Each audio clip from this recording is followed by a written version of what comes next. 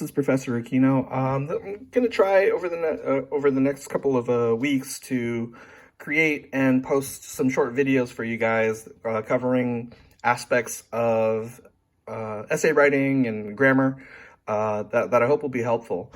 I want to start today with a quick video, what I hope is a quick video, on using commas.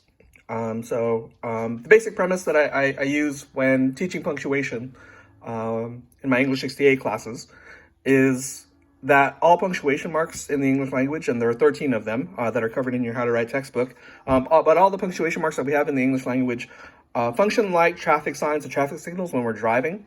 Just like traffic signs and traffic signals tell us how to navigate the road as drivers, punctuation tells people who are reading a sentence how to navigate through that sentence, how to read that sentence in the appropriate and correct way. So commas, first let's go over just some of the basic rules.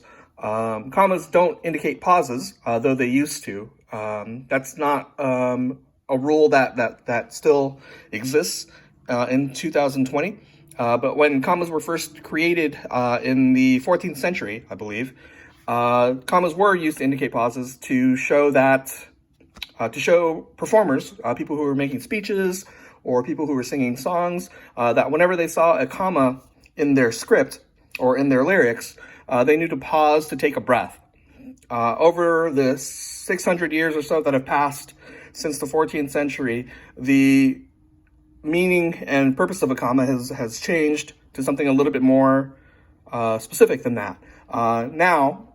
These days, commas are used to separate information in a sentence for clarity. So if they're like a traffic sign or traffic signal, commas are basically the lane dividers that keep the traffic of ideas in a sentence from getting jammed into confusion.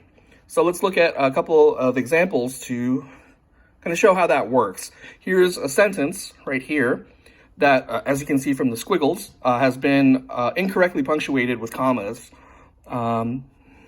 If we then use those commas to indicate the different lanes that are present in this sentence, we can see not just that the commas are being used incorrectly, but that they are making the sentence a little bit more confusing than it needs to be.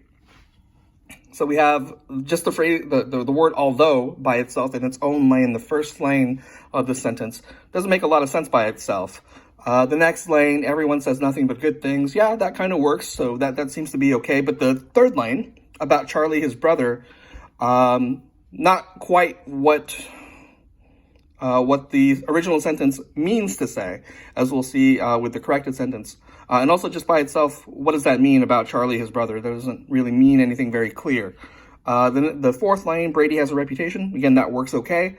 For being bad luck by itself, kind of clear, especially when you connect it to the fourth lane, but by itself, maybe not as clear as it could be. Now let's look at the sentence when we punctuate it with commas properly. Although everyone says nothing but good things about Charlie, comma, his brother Brady has a reputation for being bad luck.